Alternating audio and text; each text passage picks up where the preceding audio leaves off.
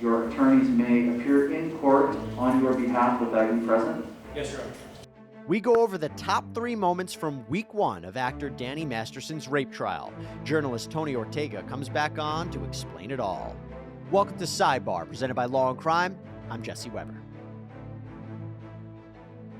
Week 1 of actor Danny Masterson's rape trial out in Los Angeles is finished up. The That 70s Show star is facing charges of forcibly raping 3 women. This allegedly happened between 2001 and 2003 when these women and Masterson were all members of the Church of Scientology. And he faces a lengthy prison sentence if convicted, up to 45 years, perhaps life in prison.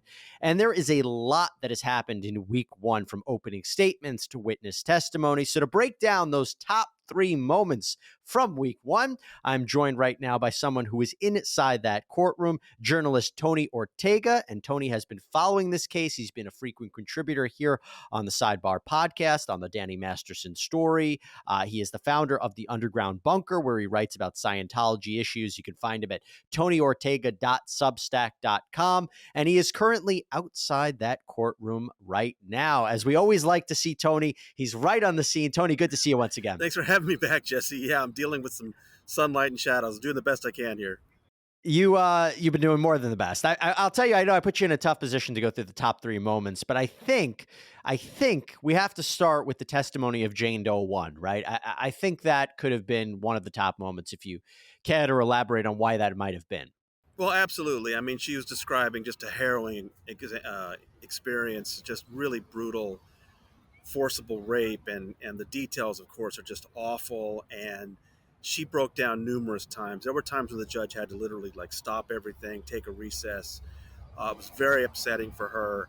And I thought that, she came across as credible, and it was tough for her to say certain things.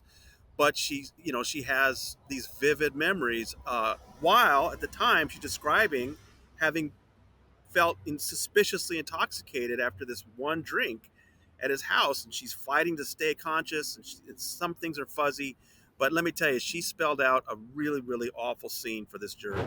And we want to take a moment right now and thank our good friends at the Commercial Break Comedy Podcast. Have you ever asked yourself these very important questions like, why would someone want to date a ghost? What's it like to be married to a cat? Should I learn to speak a Martian light language? Or why don't television preachers have larger airplanes? Great questions.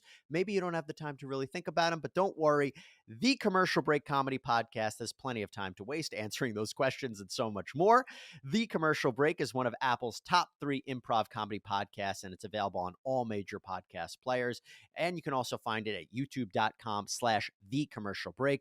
2 longtime best friends, Brian and Chrissy, get together each Monday, Wednesday, and Friday to discuss life, love, the pursuit of absurdity.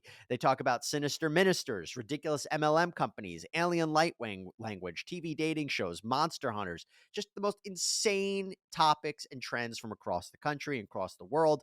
The Commercial Break is available wherever you find your favorite podcasts, or you can visit tcbpodcast.com. That's tcbpodcast.com, or go to youtube.com/thecommercialbreak.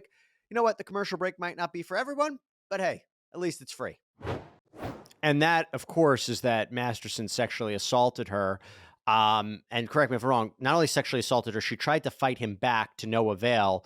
And then afterwards, she tried to report it to Scientology and was completely pressured to remain silent. Correct? Right, that he raped her, that she fought back in numerous ways. At one point, she says he pulled a gun out of a drawer next to the bed. And then, she made her way and then immediately reported it to the Church of Scientology. That's the other thing we're learning, is just how much Scientology was in control of these lives, and how Scientology tried to convince her not to go to the police. At one point, they finally allowed her permission to sue him, but still, don't go to the police. And she really had to defy them. And then the other testimony that was amazing last week is she described being pressured by the church to sign an agreement and accept $400,000 from Danny so that she would never talk about this event ever again. It was just really something. When she's testifying, and I kind of saw this in the Harvey Weinstein trial when I was in that courtroom watching these victims testify against Weinstein, I was watching the jury intently. What was the jury doing, to the best that you could see, while she was testifying? When Deputy DA Mueller was leading her through that testimony, the jury looked really rapt. I mean, they were paying attention to every word. And I don't want to read too much into this, Jesse, but during cross-examination, Philip Cohen is doing his best. He's got a different style, but I noticed the jurors weren't looking at him. And I don't know that that's necessarily a bad thing. They might have just been sort of thinking about it, but very different style than D.A. Mueller. Let's go into that. So the top two moment, I think, would have to be the defense's cross-examination of Jane Doe 1, right? I mean, what stood out to you there? Well, it was interesting to me because, in the run up to this case, of course, the thing that's brought up the most is how long it's taken to get here. That these allegations are from 2001 to 2003. A new LAPD investigation isn't started until 2016. The women say it's because they feared Scientology. So there's been a lot of talk, and motions and stuff about the Scientology component, the policies, and this delay. But, defense attorney Cohen said, no, I'm not even going there. I don't care about the delay. All he cares about is that what she's testifying to now is different than what was in a 2004 LAPD report. And what struck me was he's basically put the entire defense on that one 2004 report. But on redirect, we learned that there's a 2003 report she wrote for the church, which is more consistent with what she's saying today, raising and the whole time the prosecution side had been raising questions not about what she said for the 2004 for the LAPD, but what the LAPD wrote down. So I thought it was a little risky on the defense's side to just put everything on that 2004 report when it's come into question. And just to clarify, are you suggesting that what the 2004 report said was the words of the LAPD that maybe were mistaken? They had a misinterpretation of what she said? Or was it that her story changed maybe because of pressure from Scientology, that's why we're seeing even the discrepancy between 2004 and 2003? Both, Jesse. That she's testifying that she held back certain things from the LAPD because she's a Scientologist. She worried about harming David. She specifically said harming David Miscavige, a leader of the church. So she held things back. But also with a problem, she said at one point the detective didn't seem to understand she was speaking English. This is a native English speaker. I mean, there's something very strange about that report. And, and that's not too unusual that the LAPD might not have the most accurate report. But to bank the entire defense on it, I just thought that was a risky move for Cohen. And you talk about the defense's moves here. I think the top third moment here is also, you had mentioned to me that the defense was moving for a mistrial, right? Because of all the Scientology related matters that were coming up. Can you talk about that? In the first week, Philip Cohen made two motions for mistrial, both based on the Scientology content. He wants to keep all Scientology content out. I understand. That makes sense from a defense perspective. But it's really hard to understand what these women went through without understanding their Scientology background and some of the things the Church of Scientology did. So that, back on October 4th, Judge Olmedo made a major ruling. It was very lengthy, very well thought out, lots of case law, explaining why she's allowing a limited amount of testimony about Scientology policies. And both sides have kind of fought their way through that now. Judge Olmedo admonished the prosecution for maybe entering too much Scientology too quickly. But since then, she's allowed a certain amount. And Cohen just feels that that's really prejudicial to his client. He made a motion for a mistrial, I believe, Wednesday afternoon and Thursday morning, both denied. But that was a big moment in the courtroom. Real quick, before I will have to ask you, is anybody from Scientology there? Well, we had a Scientologist witness today. That was the entire, Danny Masterson is a Scientologist. His whole family are Scientologists. They're in the courtroom.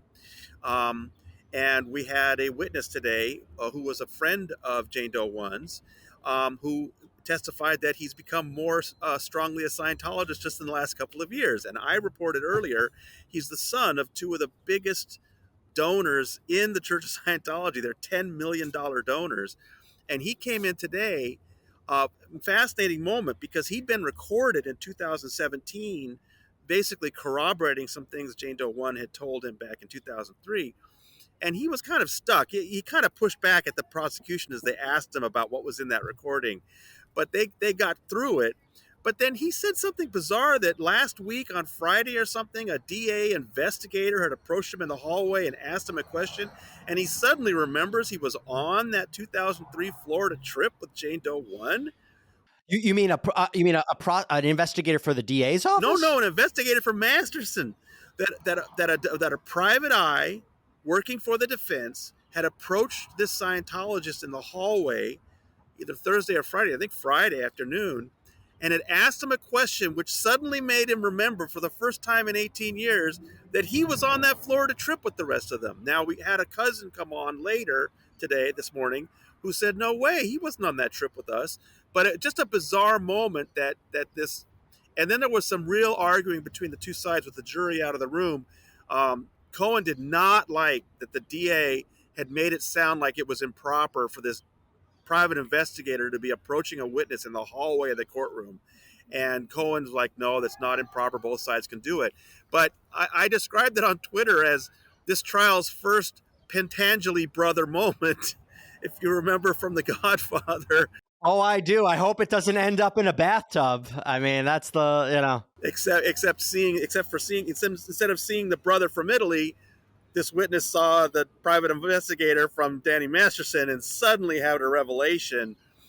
The only difference is, according to you, they alerted the court to what happened. Who alerted? This witness, right? Did this not happen? I thought it was the witness who alerted the court that they were approached. Yeah, I mean, both sides came in this morning to talk about it. I'm not exactly sure when the DA's office learned about it, but I could tell DA Mueller was not happy about it. He was not. I thought it was the Scientologist who told the DA's office what had happened. It may have been. I'm trying to think how the DA's office learned about it, but DA Mueller was not happy, and then Cohen was telling Judge Olmedo that it was improper for Mueller to show that he was unhappy with it because the DA's office knew, but Mueller may have learned. His co-counsel said he didn't learn about it until today. Real quick, we have about 30 seconds. How did the judge resolve the issue? She denied another motion for a mistrial from the defense this morning and admonished both sides again about how, to stick to the subject. And, I think that, we got through two witnesses this morning already. Things move quickly in her courtroom. Tony Ortega, great reporting as always. We look forward to having you back to tell us more about week 2 of this trial. You can follow Tony at the Underground Bunker. That is tonyortega.substack.com. Thank you so much, sir. Thank you, Jesse. And thanks so much, everybody, for joining us here on Sidebar. Please subscribe on Apple Podcasts, YouTube, Spotify, wherever you get your podcasts. I'm Jesse Weber.